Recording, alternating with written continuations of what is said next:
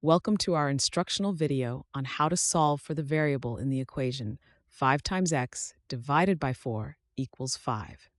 In this video, we will go through the step-by-step process to find the value of x that satisfies this equation. Make sure you have a pencil and paper handy so you can follow along and practice on your own. Let's get started. Step 1. The goal is to isolate the variable x to determine its value. We start with the equation 5x divided by 4 equals 5. To isolate x, we need to get rid of the fraction. To do this, we can multiply both sides of the equation by 4. Why 4? Because 4 is the denominator of the fraction. When you multiply a fraction by its denominator, the denominator cancels out, leaving the numerator. So, we multiply 5x divided by 4 by 4 on the left side of the equation. This gives us 5x. On the right side, we also multiply 5 by 4, which equals 20. Now the equation is transformed to 5x equals 20, and that is the end of step 1.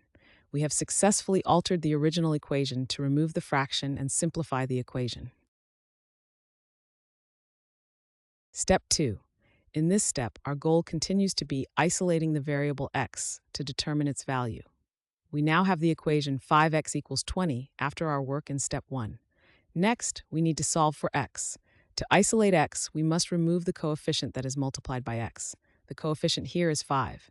To remove the coefficient, we divide both sides of the equation by 5. Why do we divide by 5?